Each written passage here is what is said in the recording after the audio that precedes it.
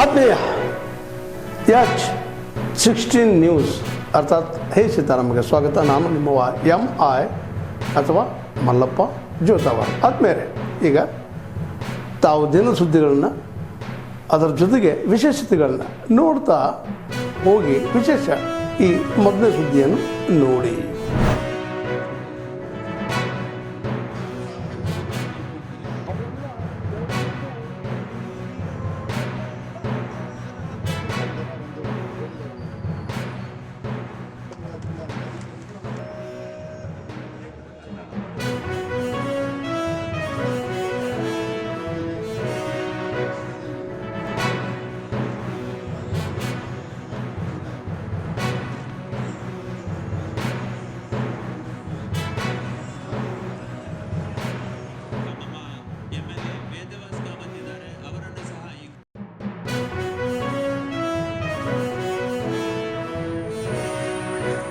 ವಿಜಯನಗರಗಳು ಹೇಳಿದಂಥ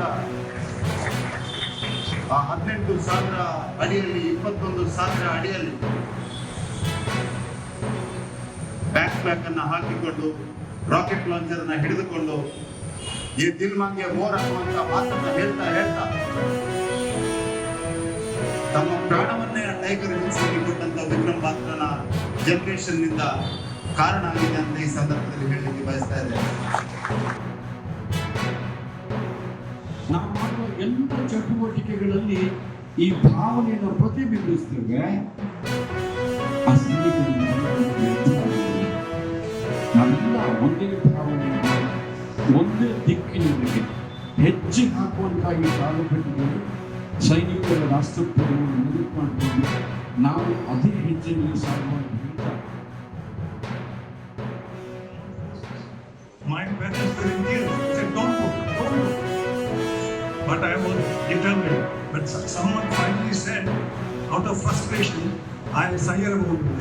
No, I'm not joking. My 3 brothers and 1 sister have gone above. I died 3 or 4 times, and once I almost died and went up and they closed the gate and I came back.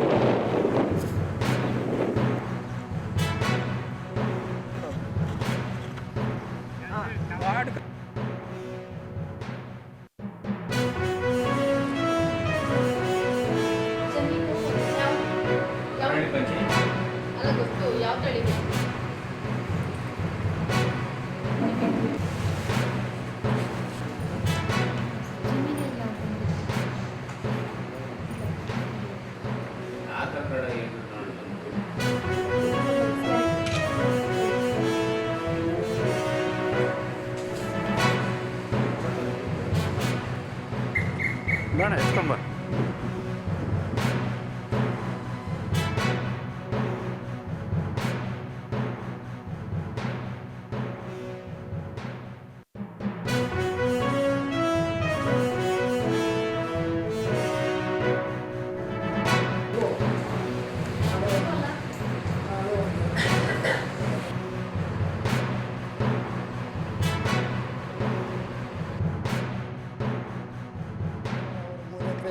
ರಾಗಿ ತಗೊಂಡಿದ್ದೀನಿ, ಇಟ್ಕೊಂಡಾಗಿ ಬಿತ್ತನೆ ಮಾಡ್ತೀರಿ. ಮಳೆ ಬಂದರೆ ಬಿತ್ತನೆ ಮಾಡಬೇಕು.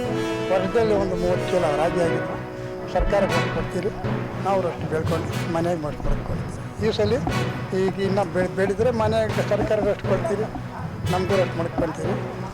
ಅದರಿಂದ ಈ ಸಲ ಮಳೆ ಗೊತ್ತಂದ್ರೆ ಇನ್ಶೂರೆನ್ಸ್ ಸ್ವಲ್ಪ ಮಾಡಿಸ್ತಾ ಇದ್ದೀನಿ. 3 ಎಕರೆ ಇದೆ, 1 ಎಕರೆಗೆ ಇದೆ 3 ಎಕರೆ ಇದೆ, 1 ಎಕರೆ ರೇಷನ್ ತೋಟ ಇದೆ, 2 ಎಕರೆ ರಾಗಿ ಸಂತ ಇದೆ. ಇಲ್ಲಿ ಆಗ್ರ ಆಫೀಸ್ನಲ್ಲೇ ಇಲ್ಲಿ ತಕೊಂಡು ಹೋದಾಗ 5 ಮೂಟೆ ಆದವು.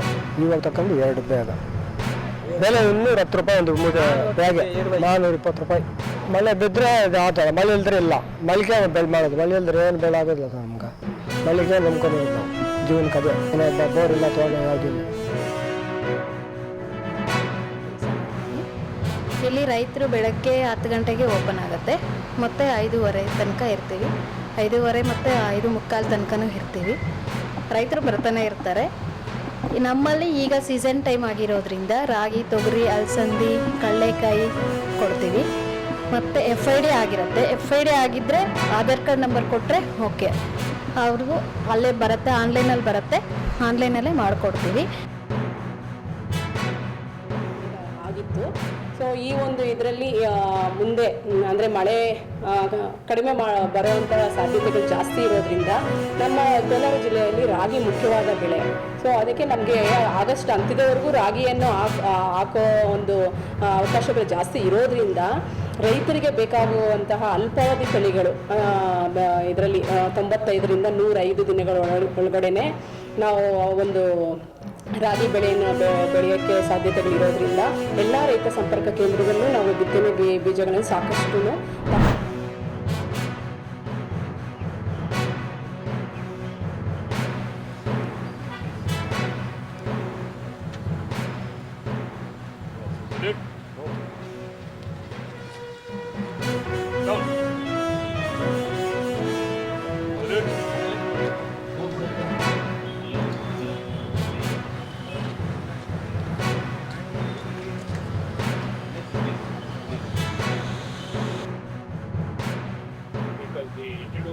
introducing how the war has taken place and what were the difficulties we faced and were we facing. And this is the day I firmly believe that we should respect the soldiers who sacrificed their lives for our beloved country.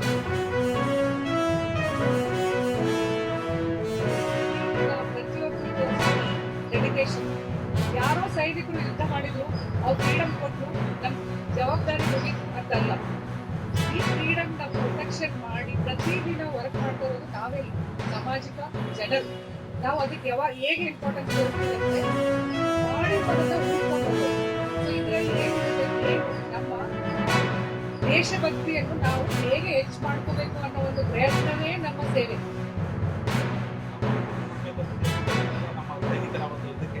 ಕೇಳ್ಕೊಳ್ತಾ ಇದ್ದೀನಿ. ಯಾಕಂದ್ರೆ ಈಗಿನಾಗಿ 1971 December 16 ಇಡೀ ವಿಶ್ವಕ್ಕೆ ಮರೆಯಲಾರದಂತ ದಿನ. ಇಡೀ ಪ್ರಪಂಚದಲ್ಲಿ ಈ ಭೂಮಂಡಲ ಸೃಷ್ಟಿಯಾದಾಗಳ ಇದುವರೆಗಾಗಿ 93 ಲಕ್ಷ ಪಾಕಿಸ್ತಾನದ ಸೈನಿಕರು ಭಾರತದ ಸೈನ್ಯ ಶಕ್ತಿಯ ಮುಂದೆ ಶರಣಾಗತಿಯಾಗಿದ್ರು. ಪ್ರಾಣ ಭಿಕ್ಷೆಯನ್ನು ಕೇಳಿರ್ತಕ್ಕಂಥ ದಿನ ಅವತ್ತು. ಈ ಒಂದು ಸ್ಥಳ ಏನ್ ನೋಡ್ತಾ ಇದೀವಿ ನಾವು, ಮೇಡಮ್ ಅವರು ಹೇಳ್ತಿದ್ವಿ, ಏನಾದರೂ ಒಂದು ಒಪ್ಪಂದ ಚೇಂಜ್ ಮಾಡಿ ಶಾಸಕರು ಪಾಲಿಕೆ ವತಿಯಿಂದ ಪ್ರತಿ ತಿಂಗಳು ಸ್ಕೂಲ್ ಅಂದರೆ ಈ ಸ್ಥಳವನ್ನ ನಾವು ಗೌರವವಾಗಿ ಗಮನರಿಗೆ ಒಂದು ಸ್ವರ್ಣ ಒಂದು ಸಂಕೇತವಾಗಿ ಮಾಡಲಿಕ್ಕೆ ಪಾಲಿಕೆ ವತಿಯಿಂದ ಒಂದು ಸುಂದರವಾದ ಒಂದು ವನವನ್ನು ಮಾಡಲಿಕ್ಕೆ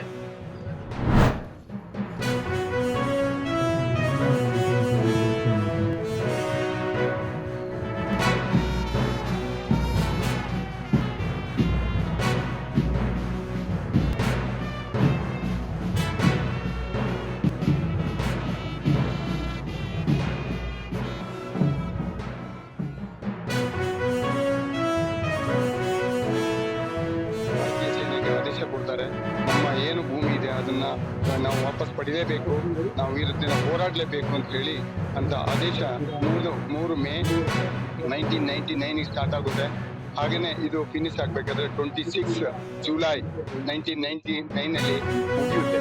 ಹಾಗೆಯೇ ಇದರಲ್ಲಿ 527 ಯೋಧರು ತಮ್ಮ ಪ್ರಾಣವನ್ನು ಕಳ್ಕೊಳ್ತಾರೆ. ಅದರಲ್ಲಿ ಕಾರ್ಗಿಲ್ ಹೀರೋ ಅನ್ಸ್ಕೊಂಡ ವಿಕ್ರಮ್ ಭಟ್ರನ್ನು ಕೂಡ ಒಬ್ಬರು ರೀತಿ ಅವ್ರಿಗೆ ಉತ್ತರ ಕೊಟ್ಟು ಬರೀ ಎಷ್ಟು ದಿವಸದಲ್ಲಿ ಸರ್